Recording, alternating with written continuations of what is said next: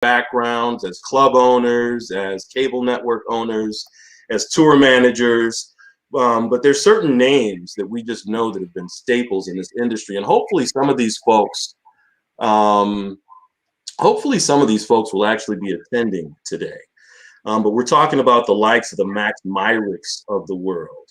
The Don Rivers, the Libby Anthony, the Gail Boyds of the world, the Carl McKenzies in Chicago, George Daniels. These folks were tastemakers back in the day and kind of opened up the door to make it easy for the things that we do today. Then you got a whole nother generation that came up behind them. And I know I'm gonna see some head noddings on this one, but your cats like Kenny Burns, literally branded himself as a lifestyle specialist. Our Eights of Shines in musicology, who has held us down for years in terms of just doing innovative sounds. Without the support of people like musicology, we couldn't push the envelope on new music, on different sounds.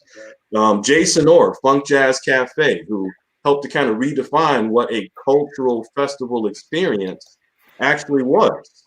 Richard Dunn and the Muddy Waters crew. Gotta send shout out to those guys. They supported independent artists when nobody else did. They had a background and a heritage of Black media when nobody else did. So they really knew how to connect the dots on entertainment and business. Our Tone Waters out there in the DMV area, Hans Elder, Frank Sheffield, Leatrice Elvey has created countless opportunities for people like me to even produce a show. Yeah. Without that platform, we would never even had a chance to do a show. Drake Pfeiffer in the Midwest, Jessica Care Moore, Africa Porter up in Chicago, Michael Ferguson, who behind the scenes has been helping to fund these kind of activities for years. And so I definitely had to just start off. There's so many people I know I forgot, and during the course of this conversation, we will intentionally drop some more names. But it's important to know that we've always been a very well-woven community, and that we have actually owned our own distribution. We have actually owned our own networks. We did actually have the ability to support our own artists. And so that's really where we're kind of coming from, and just making sure that we give props to those folks. We're not going to get a chance to go into the sizzle part of this thing, but I just want to kind of dive in right away and let you guys know what caliber of people we have on the panel. As always, we're going to start ladies first. This young lady has been working in the industry for years. Right? Yeah, years. But, if you pay attention to the trademark dimples and copyrights, you can tell that she got started early, that's all, right? Really just proud to know this woman. She has managed a number of consumer products. She knows it from the corporate side. She knows it from the agency side. She was actually marketing Disney consumer electronics products. She has served in a sponsorship capacity and a PR capacity for both Curl Fest and One Music Fest. She produced the 2015 Essence Festival. Can I say it again? She produced the 2015 Essence Festival. All right. The reason why people in Atlanta even know about the Red Bull brand is because of her placing it in various cultural activities. She has worked on the Capitol Jazz Festival in front of and behind the camera. And then she's also a Haitian sensation. Her deep heritage from the Caribbean, and her role as a sister, as a daughter, as an auntie, as a cousin, as everybody's sister, has also really led her to maintain a real positive role in terms of creating female empowerment. Ladies and gentlemen, please give it up for Miss Jodine Dorce, please. That girl back. Yes, she is. Listen to y'all. Thank you. I appreciate that, Ken. Thank you so much. I was trying to contain the fandom, but hush. Right. It's funny when you said Haitian, from the Haitian background. I was like, "Yep, that's right," because I have 15 jobs. Like, yeah, that's so And you've accurate. always been true to it. And you've always Yeah, and we're going to talk a little bit about that too. we will. You know, because that I know that's really a core sense of inspiration. The next gentleman that I'm going to introduce, the same thing. You know, his growing up and getting the opportunity to spend some time Inkwell style, you know, eventually turned into full circle for him. And in this case, I'm talking about Steve Capers. This man is an industry veteran, started up and came up within the cable ranks, did a very difficult job, which is being director of affiliate relations for several networks, but for both BET and Comedy Central. Like, my goodness, those are no easy tasks. Somewhere along the line, comedy bit him in the tail. And then for several years, this man has successfully executed not only comedy festivals in Martha's Vineyard, which presents a lot of its own unique logistical challenges all by itself, right, but has gone on to turn that into legacy for Black comedians, with there being now such a thing as Black Comedy Month. And we're going to talk a little bit about that. Ladies and gentlemen, give it up for this man, Mr. Steve Capers. Thank you for the introduction. Talking about hard sales, when I was with BET, you know, Curtis Simons had me in Idaho, Montana, North and South Dakota, and I'm trying to sell Black entertainment television. So kudos to Curtis. Yeah, you guys have a special alumni. When I think about Namick, when I think about all the BET folks back in the day, like, you guys were almost like the Marines. Like, you guys were ground crew. You were constantly opening up markets for BET that really weren't necessarily checking for it. So, I mean, amazing work, and that just really speaks volumes to everything that you have done and the things that you will continue to do. And we'll kind of dig into that. The third gentleman, you know, I'll be honest, I don't even have his bio. Like, this is just straight from the dome, right? I've known this guy since the 90s. Yep. And he's a serial entrepreneur, and it's in the family. You know, when I talk about the legends, I got to give mad credit to and props to your parents, Bill and Laverne Carter, because they were just amazing staples in terms of Black business in the city of Atlanta. You know, we kind of came up under them, but, you know, you took what you got from them, from New York to Atlanta, and you've always been an innovator. And when I say this, just to give people context, and again, this is just what I know, right? So Jay, I laugh a lot, right? Because, you know, I'm so old, I remember the launch of the two-way pager, you know what I mean?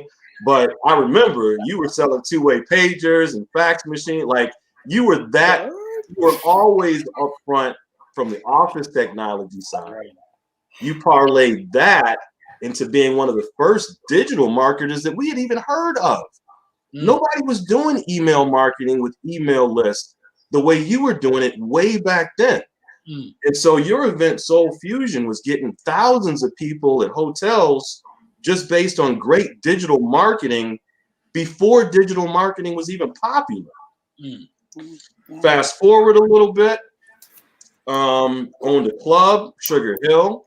You and some great partners, Freddie Lester, Richard Dunn, which really gave Atlanta an opportunity now to bring folks from London, right? We had Omar from London. People from all over the country were coming to Atlanta. You know, I always thank you guys for getting a chance to do Gil Scott Heron's last show over there, right? And so you guys are doing amazing things from an economic development standpoint, from a programming standpoint. Fast forward a couple of years, you're doing the One Musicfest. For people who aren't familiar with One Musicfest, I hate to give the comparison, but this is like the Black South by Southwest in Atlanta. Am I exaggerating, Joe? Is that Jodine? Is that well, you know, I was going to call it the Black Woodstock of Atlanta. The Black Woodstock. Okay. Yeah, it's the trap Woodstock. That's where you go. That's where you go for it all. You get trapped in it. It's all over the place. You got all genres of music, but everything feeds your soul. It's right? definitely, yeah. And it started from one show, went to multiple shows, and really we just transitioned. Like the introduction is over, man. Like, right. ladies and gentlemen, give it up for Jay Carter. I appreciate all the wonderful work that he's done. Thank you, sir. And so let's just get into this thing. You know, we'll start in the present. We'll go back to the past. You know, we'll go all around. We want to make sure that everybody who's watching right now, feel free to go ahead and get your questions in right now. Formulate your questions. We're expecting this to be really interactive. We have the ability to see your questions as they're coming in, and we've got some amazing thinkers here. And so, Jay, I just want to start with you first because, you know, you have probably had one of the most successful, highly attended events. So talk about what changed between 2019 and 2021 for you. Great question, man. Yeah, I mean, coming off 2019, which was one of our best years, right? I mean, that was the first year we moved to Centennial Park, which is a big deal, you know, in Atlanta. I mean, that's like, you know, if you're doing a large outdoor event, that's kind of your Taj Mahal, right? If you're able to get Centennial Park and do something in the heart of the city. So we were excited, you know. That was our second year in being a 2-day festival. We expanded from a 1-day to a 2-day. And we had a lot of momentum. 18 came off a big year in 18, 19.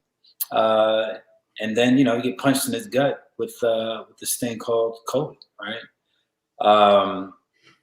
So we pivoted fairly quickly, but I would say this: I caught wind of it really when my insurance company started buzzing around in December of 2020 and started telling me what they would not insure.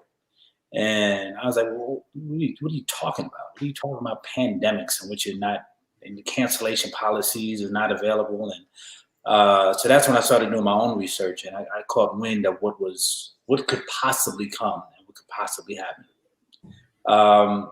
So we kind of slowed down in between December. We planned for 2021, but we also planned what would life look like without a festival in 2021. What we did not realize was that the world would stop moving. But I would say, caught the news in March, everything shut down. By April, we were doing virtual events. The first thing we did, kind of like the same thing that MOBE does, is utilize their platform to spread wealth and knowledge. So we kicked off a platform called Resources with our general counsel and special guests from Washington, D.C. and other attorneys that was helping small businesses, entrepreneurs, and creatives locate all of this money that was and resources that were now being available for businesses that were just stuck, and for industries that were just, you know, not producing anything at this point. So we kicked off that platform, and then we actually branched off and did a few more virtual events and platforms that we created. We created a virtual festival called, eloquently, at the Crib Fest. We had everybody from Ari Lennox to Ro James to Lion Bay, and it was wildly successful and popular because we were just stuck in the homes looking to be entertained. So much so that one of our brand sponsors picked it up not only for 20, but they picked it up for the duration of 2021 as well. So I would say we stayed busy and kept creating. And as we didn't fall into this sunken woe is me scenario, because we said the same way we're struggling, our brand partners that we work with every day in automotives and technology and spirits, like a lot of people are hurting and trying to figure it out and trying to figure out how to pivot. So we said, instead of just kind of just wallowing in what is, let's contact our clients and start having dialogue and conversation with them and see how they're holding up and how we can actually help each other. We're gonna dig a little bit more into that, man, because okay. You know, because I hear you, right? You're talking about it in broad terms, but you guys really dug in with your people to understand what was going on. Absolutely. You know, Jodine, chime in a little bit more on that, right? Because out of everybody on the call, you probably have the widest number of clients, right? And so what was the adjustment for you we'll even say 2018 to 21, when you start to look at Capital Jazz Cruise, Essence Festival? Like, you know, I can only imagine, you know, you're doing your strategic planning and you're just like, oh! Everything crumbled. At the time I was working on the agency side. I had my other clients on my agency side, and everything came to a complete halt. And what I was able to do is, and you know, like, and you're like yourself, Jay Carter, like yourself, Steve, and Ken, I kept my personal brand out there. So I started my own web series and I started my own podcast to keep keep using my platform to share information and educate folks on what was happening. So while I'm learning with, you know, the thousands of people that are watching the content that I'm creating, and I shifted to, you know, content creation. And then people started slowly, you know, adjusting to the virtual world, because remember, that took some time to adjust to. Some people latched on really quickly. Others had to be sold on it, especially brands, you know, like, and it's constantly a conversation to this day.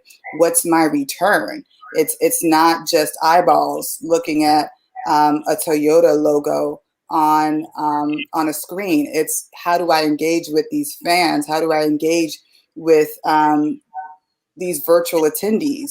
And so there was an area of education that had to go into the virtual events world. There was an area of education for us. If you ask, you know, 90% of event producers who are busy and working right now, booked and busy, thank God, they didn't know that they had to be, you know, IT specialists.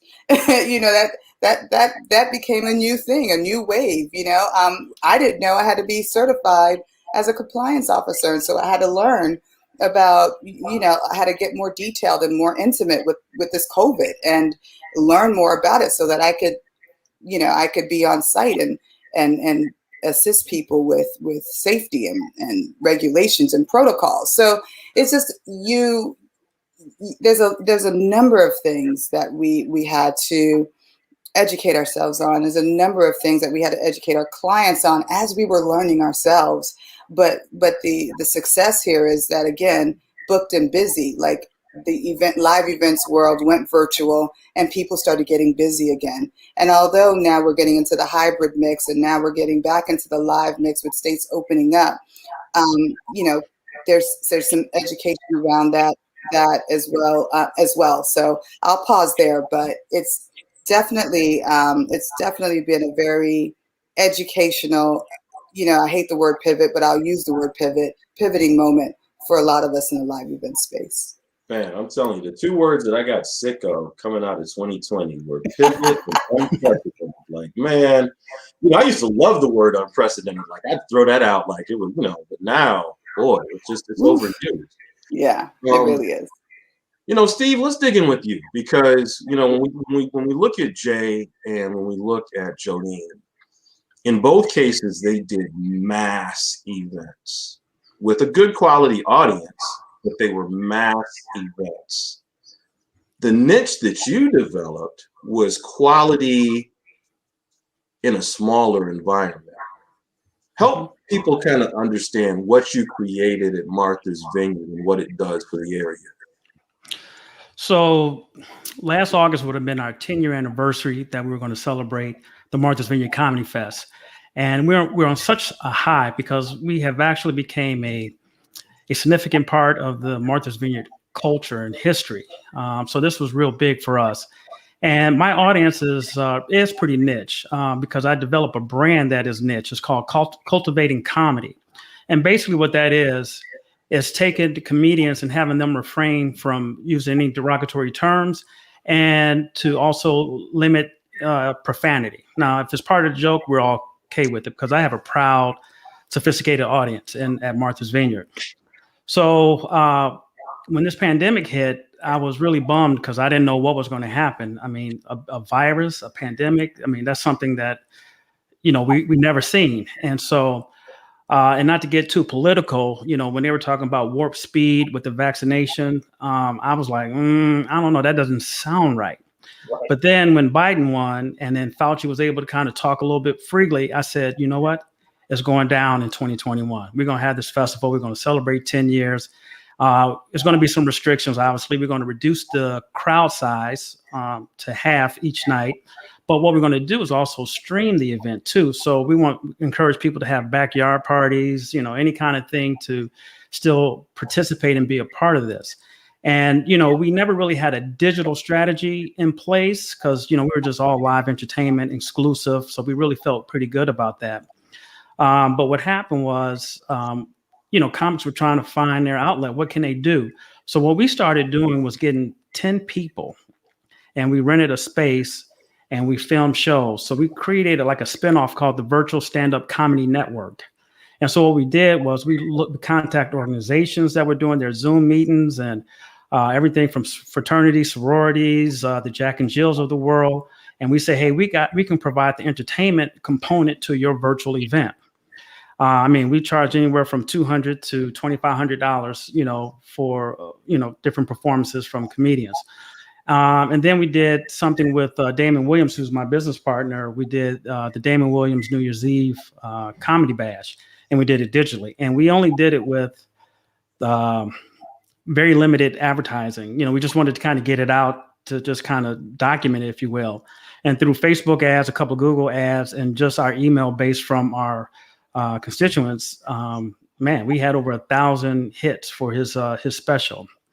So we feel pretty proud of that. And so that we know we need to have a digital component and really go beyond our in-house audience.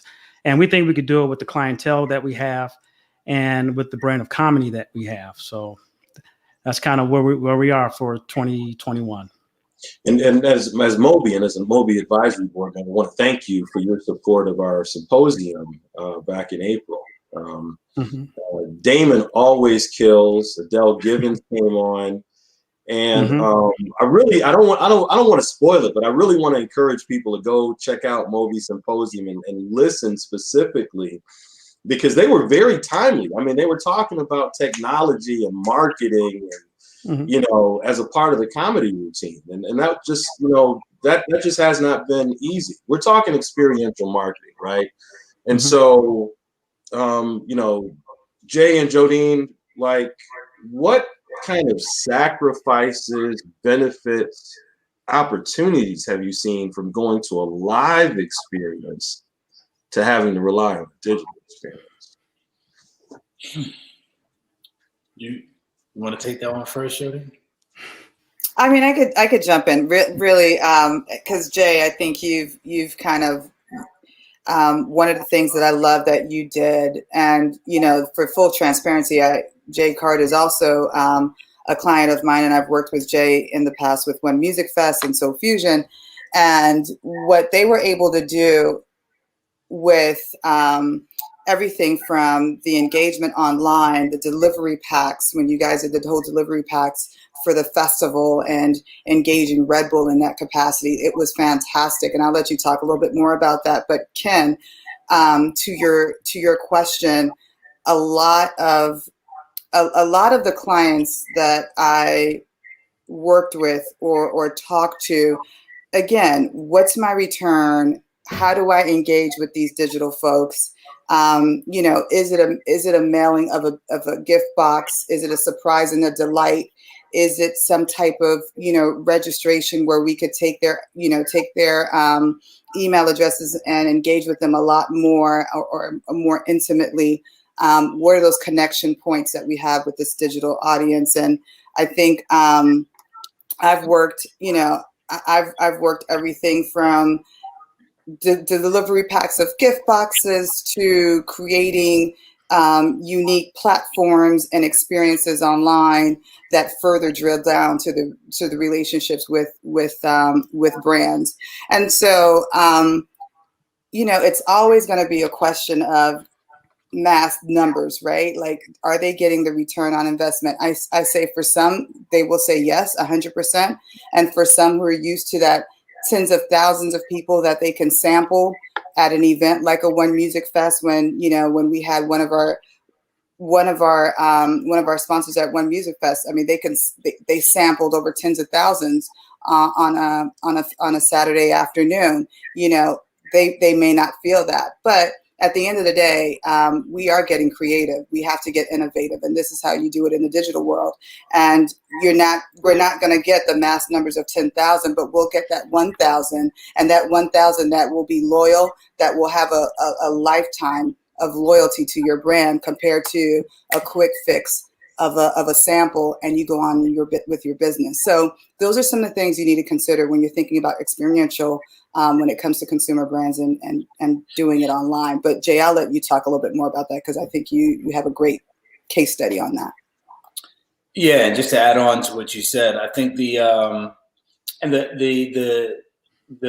thing about digital, right, and the thing about kind of shifting your view of how you actually activate, because experiential was done, shot. I mean, it's thousands upon thousands of people that worked in that field that had nothing to do, right? That literally got laid off. However, for brands, they got to figure it out, right? Especially when dealing with the Black culture, right? Especially in a time so heated, right? And so much optics on our lives that now seem to matter so much, right? That these brands got to figure out, you know, how do I get involved in this conversation? How do I make sure that I stay relevant, you know, in the Black culture and community, right? Because the number one export in America is not Florida oranges. It's Black culture. It's Black content, right? So how do they stay relevant in the Black community, right? So for one of our sponsors that activated on site at the festival, they may have gotten 10,000 quote unquote leads or data entries, right, at the actual festival, right?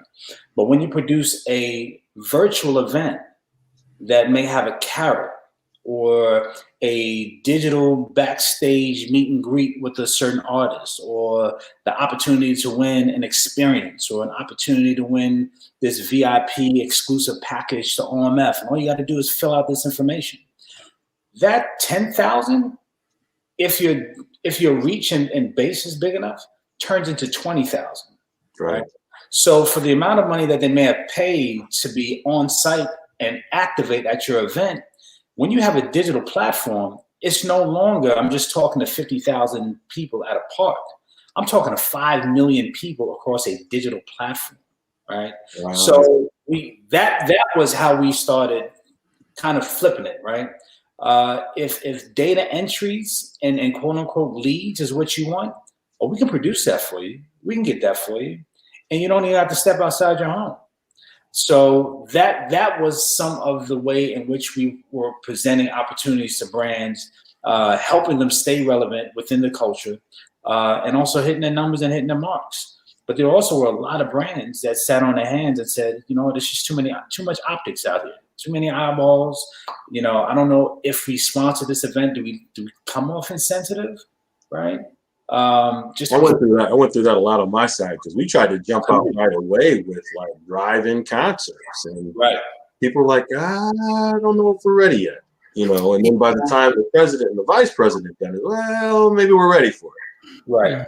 But it sounds like, you know, if I listen to you, you've had the way you structured your team and the way you engage with your brands, like you kind of always knew that you were going to have to, and without telling all your business, how'd you do last year? Did you help everybody hit their numbers last year digitally? We did. We actually exceeded.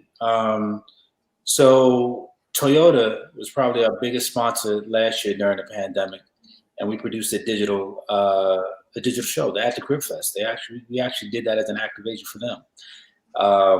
And obviously, you start off your conversation with trying to figure out, you know, what's your KPIs, what's your, you know, what is a win for you, right? and we surpassed the numbers that they were trying to reach. But they would have spent more at an actual event doing a live activation to reach a fraction of those numbers. So that's when they started thinking like, hold on, wait a minute. Yeah. We got to talk about that. Because, right. Jodine, you work in a sponsorship capacity. And so your cost per 1,000 now is incredible, right? Because they can reach a whole lot of people spending quite as much money. And I can dive down. I can ask some different kind of questions. You know what I mean? I can include more data points, right? When it's all virtual, you know. Yeah. So, but yeah, I mean, we need that human touch. That's just how we are as beings. Well, let me underscore that a little bit, because we can't assume that everybody knows what's going on. First of all, I see that a couple of questions are kind of coming in, so we're encouraging everybody who's watching on YouTube, and Facebook, keep them coming in, and we'll try to get those and weave them into the conversation, right? And so I want to kind of ask, because we're going to keep digging into ROI, like that's not going to go away. So Steve, you've got high profile sponsors too. What was it like for you to try to be able to fulfill those needs through this transition? Well, I tell you, it's been difficult getting additional sponsors, because what I fall into is that Martha's Vineyard is not a focus market. It's not LA, it's not Chicago, it's not Atlanta, it's not New York.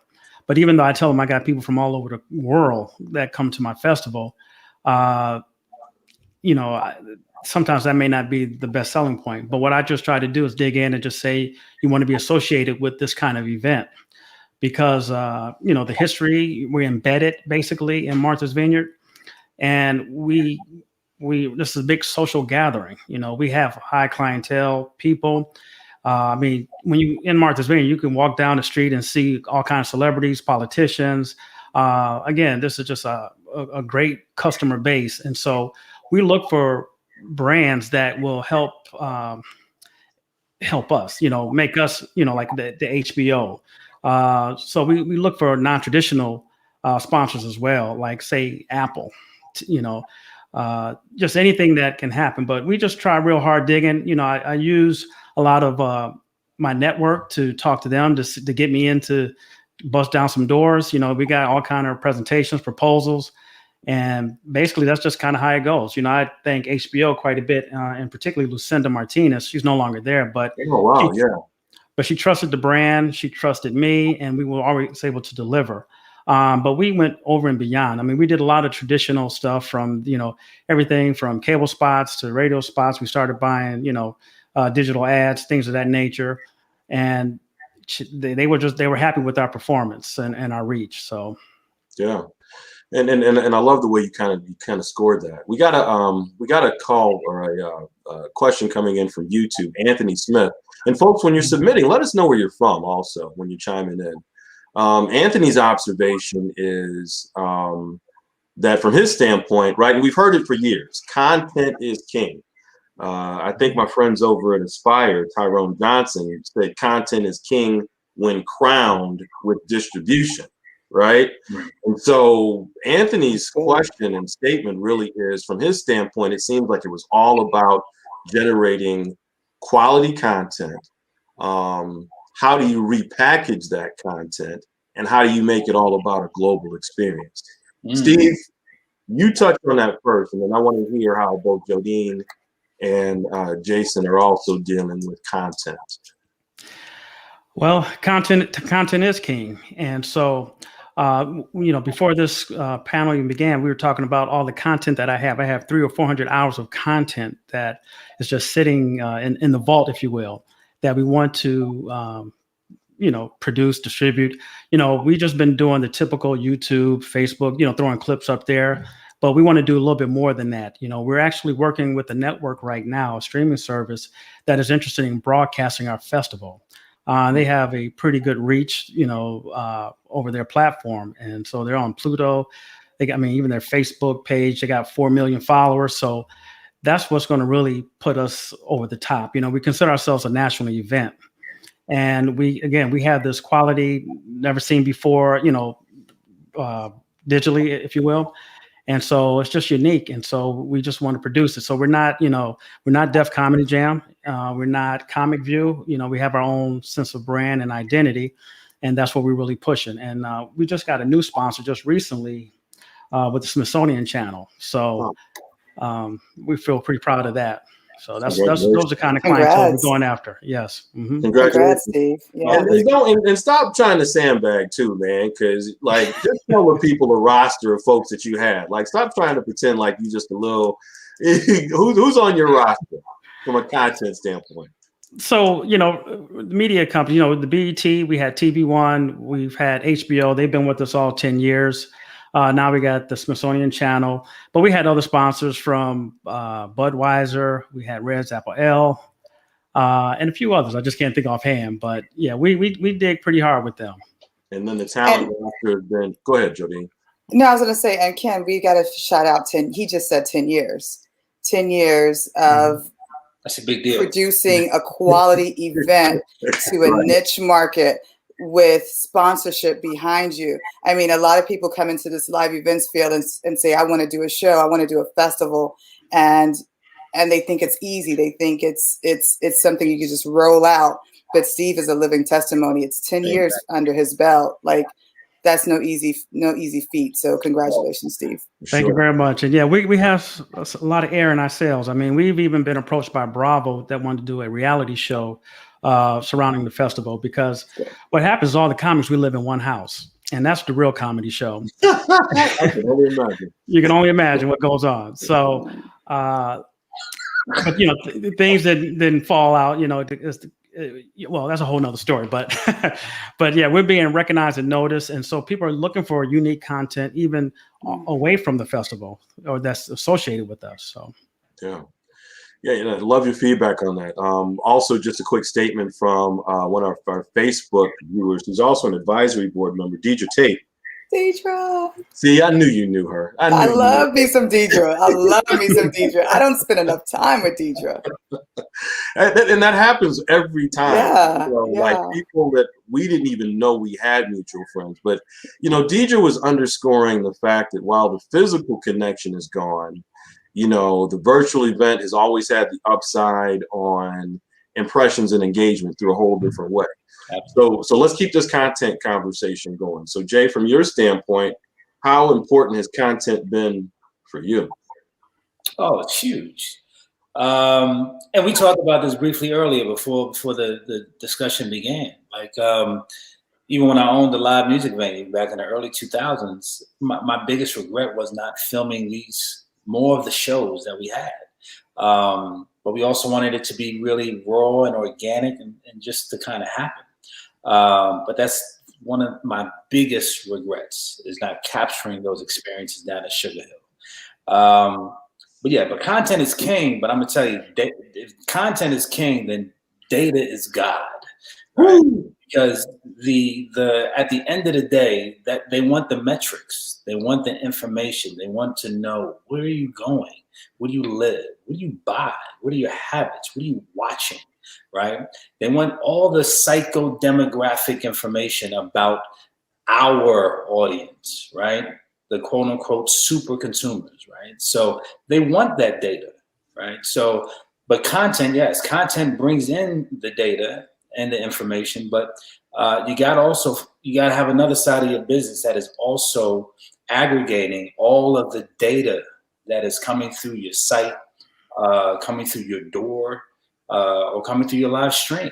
You got to capture all that stuff and understand how to package it and present it and or sell it, or don't even sell it. Just give them a peek inside the door a little bit and then shut it. That's what we got. You want to talk to them? All right, well, let's figure it out. I love that. All right, now you trying to drop the golden gems in here a little bit. I know. Hold on, let me get my notepad, right? But I mean that, because with everything that's going on in the social political environment right now, there is a belief. A lot of people have gone on record saying they got more money to spend with Black folks or to reach the Black community. Some are doing it, some aren't. And then just because you happen to be a marketer who receives those monies, the accountability now is even heavier. Mm-hmm. Absolutely.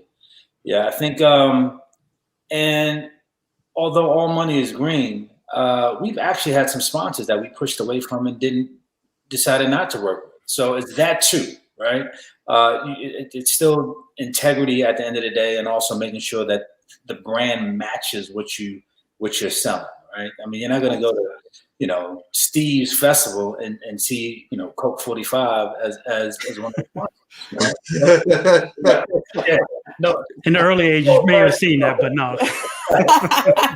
But hey, we might be hanging out, but just not without the Coke 45, right? Right. Hey, man, on the yard back in college, that was a different day. But today in Martha's Vineyard, yeah, it's not our audience, So we pushed away from some quote unquote urban brands and said that may be a little much. But I don't know if that was answering your question. Yeah. You hit it, and it's a perfect transition or segue to Jodine. Jodine, you have the benefit of getting a chance to see it on all sides, right? Mm-hmm. You get a chance to see it from an independent producer standpoint. You get a chance to see it from an agency standpoint. Mm-hmm. And so when we talk about the agency, WaitWhat, co-founders came from TEDx Media, right? So that's all about content.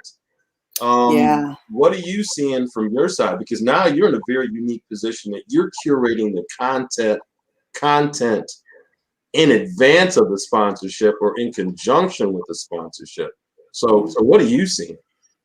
Well, so because of not because of COVID, but during COVID, I went ahead and went on the brand side and joined WaitWhat, which is a media innovation company. They're almost like, what's so unique about WaitWhat is that they're a media innovation company, but they're like a tech startup, right? And so they're using that, they're intertwining technology with media and presenting just really beautiful, and I call it the luxury brand of content that they're putting out there in the world. Some of the properties include, and a lot of entrepreneurs will know about this, is Masters of Scale with Reid Hoffman, who is one of the co-founders of LinkedIn. You have Spark and Fire, which is that creative journey. It's a podcast that's has Wynton Marsalis that's out right now. And then they have another podcast right now called Meditative Story, which really takes storytelling to the next level of health and well-being. And working with them and learning about how they incorporate their partners, and we don't even call them sponsors, we call them our partners, because when you listen to a podcast, you don't even know if you're listening to a partner's content or the actual podcast. The way they just intertwine it so creatively and so beautifully, it's one experience and not a separate thing, if you will.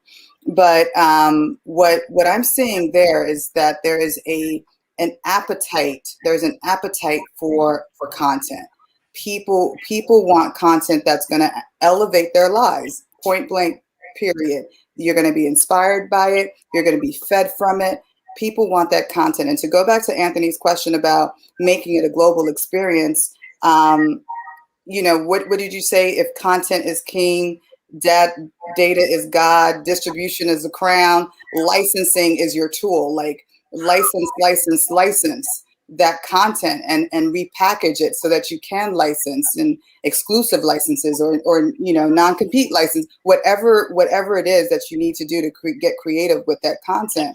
There's so much opportunity because so many outlets are looking for that creative outlet, that creative content to put out there and to license. And I get the fun and the innovation to kind of work in the background and bring this content to life.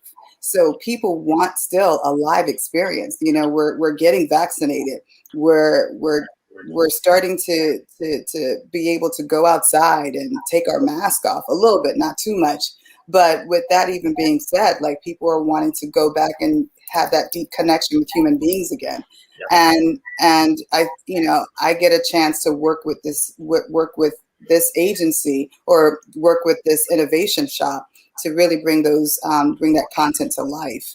And it's people are ready for it. People are craving for it. They're craving to be back and to engage with your content in real life. So I think Nielsen put out a study that said that 93% of people consider live events to be more influential than a television commercial. Wow. Oh, absolutely. Absolutely. So, yeah. And that's just based on memory. That's based on an experience. People want to have an experience. You want to go back to that memory and say, remember when, that emotional connection to that brand. And that's what we do, right? Like that's what Musicfest is about. It's about going out there and feeling. You want to feel what you're engaging with. And it's comedy. It's all about feeling when it comes to comedy. That's what live events is all about. You know, and so it's more than just let me put a show together. It's creatively curating, crafting an experience for that person to walk away and just say, wow, that was a once in a lifetime opportunity. That's what you want to do. And that's what people are craving for right now. You know, one interesting thing is that, you know, we try to create partnerships with anybody and everybody. For example, we created Black Comedy Month so we can celebrate African-American humor. And so what we did, we partnered with Pigment International, which is a group of African-American artists who help us celebrate by creating paintings and pictures. Like behind me, I got Whoopi Goldberg and Tracy Morgan. So that's some of the content that we were bringing and we were selling and having it part of the Martha's Vineyard Comedy Fest experience. You know, a lot of times when I look at content, I'm thinking just, you know, video or audio, but we try to extend beyond just that and do whatever we can. So we're, you know, even though we have 10 years in the game for the Martha's Vineyard Comedy Fest, that is, we're still young enough to customize and do anything and everything. You know, we were talking earlier before this call about NFTs. You know, we want to be able to take pictures of the comedians at the festival and, you know, and copyright it and have it as a souvenir, you know, as part of their experience. So we're looking at all kinds of ways to just bring the fun and the excitement to Martha's Vineyard. That's awesome. Yeah, you know, time really kind of goes by when you're having fun. I see we've got some more questions coming in. Keep them coming in. We're going to have to hit some rapid fire questions with a few of you guys. And so in this business, I've always felt like there needs to be a reality show about live production, because either we are intensely crazy, right? Yeah. Mm-hmm. And y'all said right. Like y'all agreed with that right away, right? Either we're intensely crazy. So just rapid fire rain, you know, and we send a shout out to the independents. Sometimes we deal with the CAAs and the William Morrises of the world. You know, give us within reason, give us one of those, what you thought was a heartache moment that you turned around and it became a win. Who wants to go first? Who wants to go first? Something that was a heartache moment, but it turned out to be a win. I mean, I can go and talk about talent. Dealing with talent could be difficult at times.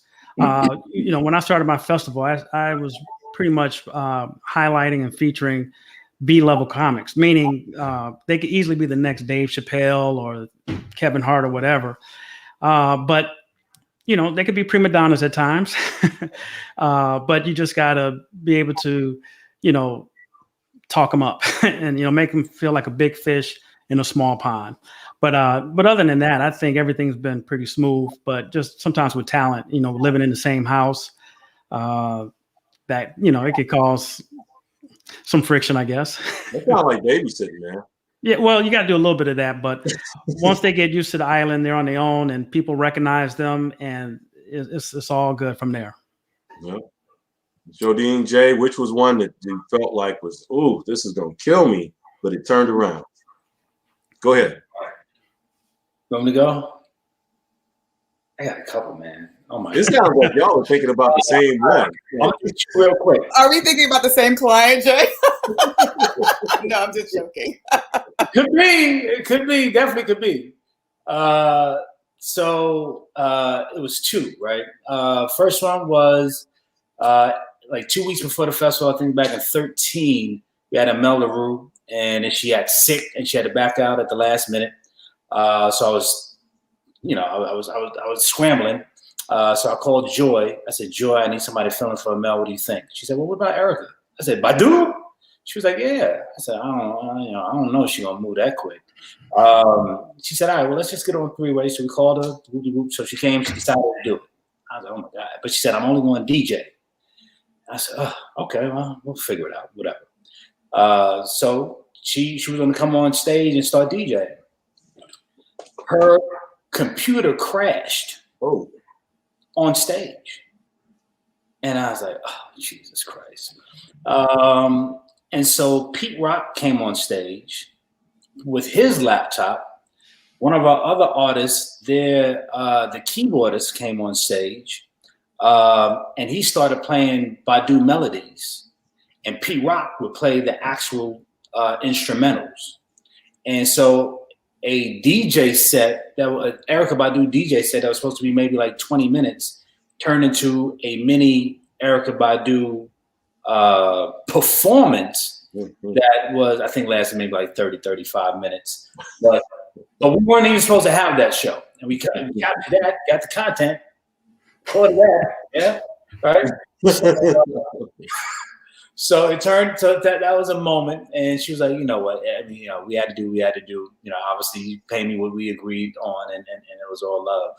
And I think the other one was in 2016, we did the Dungeon Family reunion in Atlanta. So that's Outkast, it's Goody Mob, that's the Dungeon Family. It was, so it's the, it's Bob Marley in Kingston, right? And what Dungeon Family is in Atlanta, right?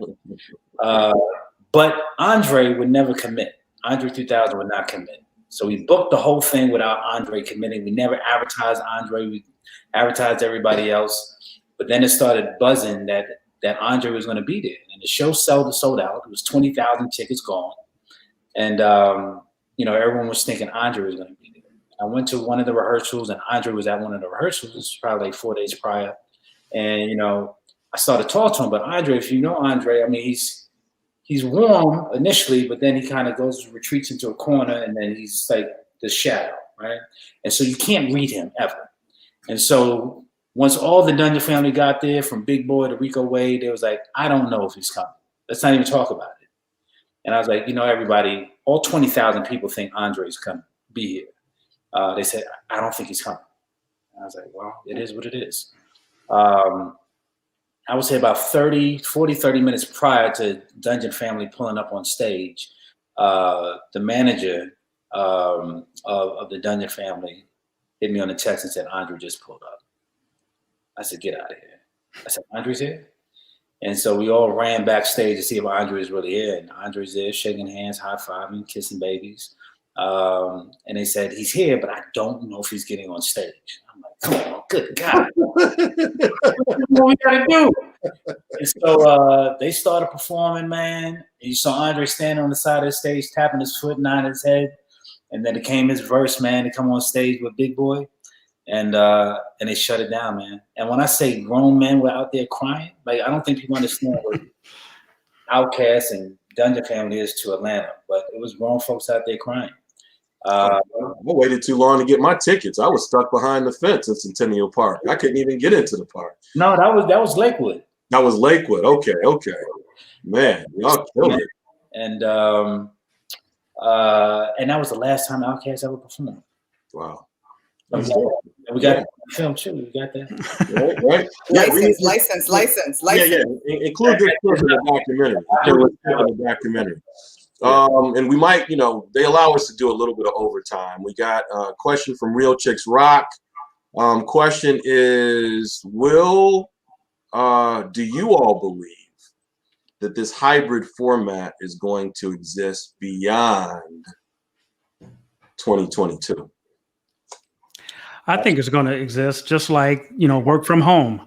I don't see too many people going back to the office that fast. So I think the hybrid model is going to work, and technically you can make more money. Absolutely. It's not going nowhere.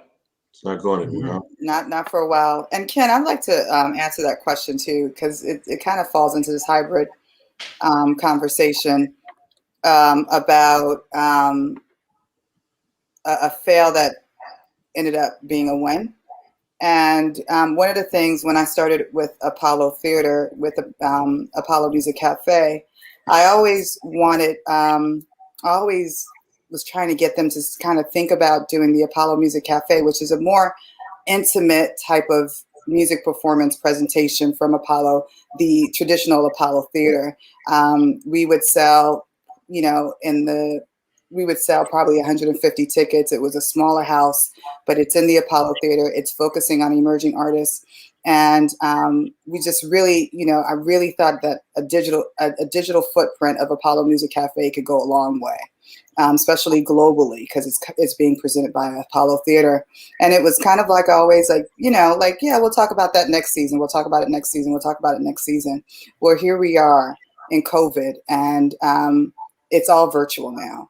And we just recently did some tapings at the theater, and it was a highly produced, like great, just beautifully produced music series that's presented by Apollo Theater, and just great feedback. And literally it intertwines the interviews with the musical performances, and I get a chance to, you know, be a part of the whole experience. And it's exactly what I've been wishing for. And so, whereas we thought that COVID was going to be a strike against Apollo Theater and a strike with Apollo Music Cafe specifically, it's just been so good to see us reimagine what Apollo Music Cafe can look like and actually deliver it on a digital platform. And it's just been fantastic. Yeah, and a lot of learnings, I think, across the board. Even us at MOBE, you know, we were used to doing annual conferences, and now we're doing more than 40 webinars a year. You know what I mean? And so the frequency, the opportunity, the sponsorship impact. I'm gonna hit you with another one, you know, and you guys know, some of you guys know me as an event producer. You know, we were doing Versus concerts like 3 years ago, and I was taking hits. You know, we were doing like Prince versus Michael Jackson versus Rick James, and we were taking hits. People were like, Versus, I don't like Versus. Now, Timbaland, Swiss Beats, Earth, Wind & Fire, Isley Brothers, fad, or here to stay? What's up? I think it's a great platform. I think it's fun, but I think they're missing something, right? I think the problem with, and it goes back to our conversation earlier. I think the problem with having 1 million people watching your show on Instagram or Thriller is you have no idea who's watching. You have no data. You're not generating any data. You have no data that you can pull out of this. Like IG doesn't give 70,000 people, 100,000 people watching live, and you have nothing. You have no numbers, huh?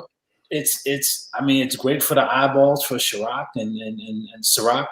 But other than that, as far as the entertainment level, I think it's fun. You know, it's a cultural thing now. But as far as a business platform, I don't know how it survives. So what's important about that question is it came from one of our board members who's probably looking to figure out how to really activate, how to make it real. You know what I mean? Because that's D Nice has got, you know, Michelle Obama, First Lady Obama. Let me show proper respect. You know, but what do you do with that, right? We got some more questions in. Since I mentioned the First Lady Obama, you got to mention, Jay, what did y'all do last year? And we don't have a ton of time, so I want you to talk about what you did with the voters' education with First Lady Obama. Yeah. And then Steve, I need you to tell us, get ready, because you're next, just to tell us what's coming up next with Martha's Vineyard. So, okay, shoot, go. Yeah, man. So we worked with When We All Vote, Michelle Obama's team, to produce a drive-in concert called Celebrate Georgia. So all eyeballs were on Georgia for the big Senate runoff, so that the Democrats can win majority of the Senate. So it was a nonpartisan event, but it was to raise awareness about the election and to get people out to vote. So we leveraged our platform. We did a big drive-in concert with about eight different artists. Michelle Obama, she did a via satellite kind of comment, announcement, at the event. But it was amazing. It was amazing. But it was how we had to rethink how to promote voter awareness, how to entertain, and how do we leverage, our entertainment platform with politics and make it still feel natural and organic. And it came off incredible, man. I mean, obviously, we pulled off Georgia with Ossoff and Warnock.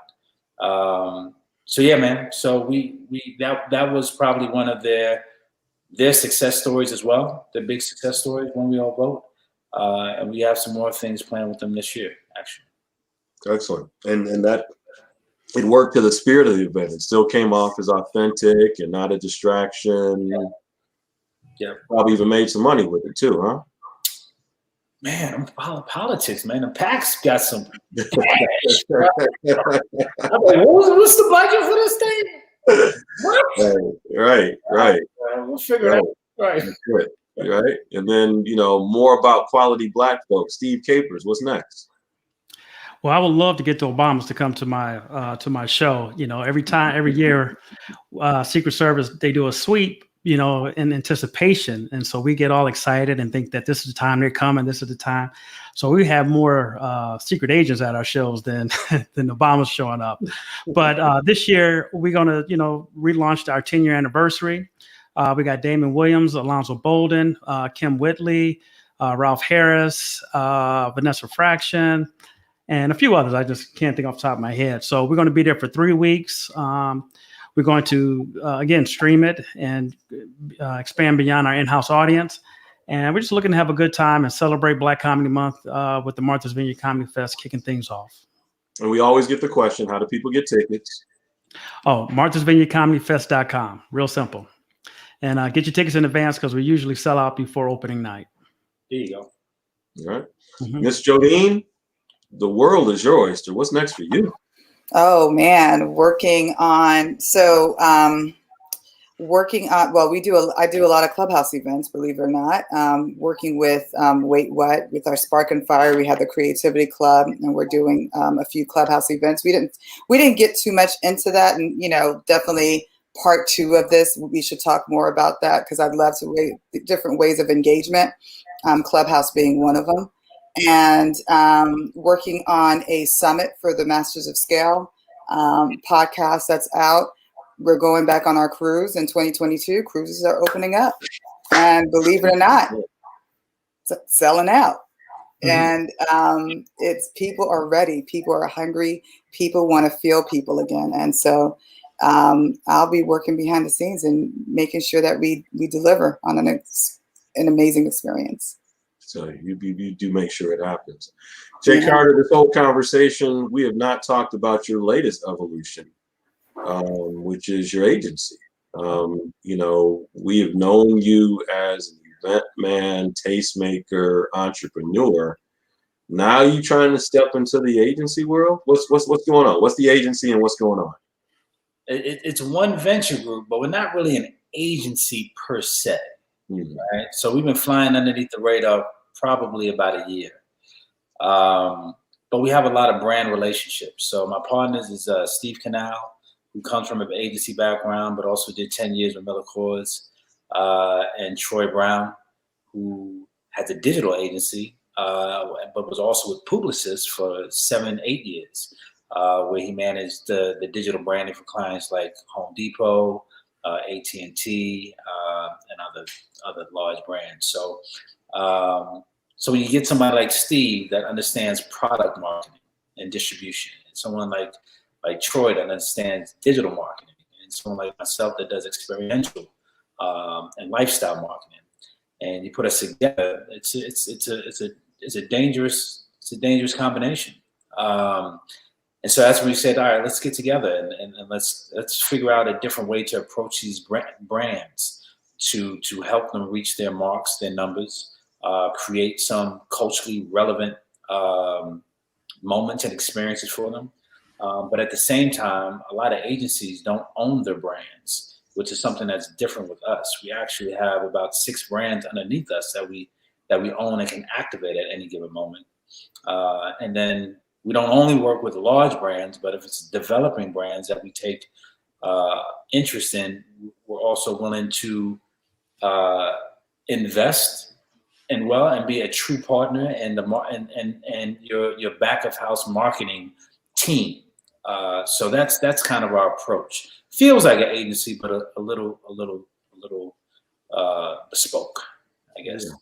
You've always known to be a little innovative and off center on some things. So yeah, I'm gonna accept that as an answer for now. But a year from now, I'm gonna ask you again the same question. You ain't gonna let that go. I know. Man, it's really been a pleasure having you all on. There's not enough time. We could probably do a whole nother session just talking about ROI. But I can't thank you all enough. Jodine Dorce from Wait What, Essence Festival, Capital Jazz Fest, One Music Festival, Jay Carter, One Music Festival. Congratulations on your new venture. And Steve Capers, Martha's Vineyard Comedy Festival, and Black Comedy Month. And it ain't in February, right? So, no, it's in August.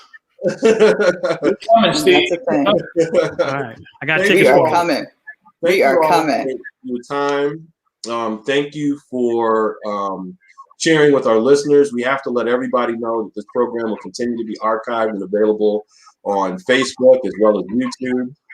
So please feel free to share it and subscribe on YouTube. I want to thank you guys so much. Again, my name is Ken Rye, Hot Ice Entertainment Group, advisory board member of MOBE. Thank you all for your participation. Thank you, our viewers. And hopefully this is something that's been very productive and that you can put to use and make some money in the future. Thank you. Thank you for attending MOBE Monday. Thank you. Thank you, Ken. You Thanks, Ken. You understand? You're the original OG, man. Yes. Yes. Yeah, man. I mean, Appreciate you, need I say your partnerships and what you've done for Atlanta. Thank you, guys. I appreciate that. I definitely appreciate that.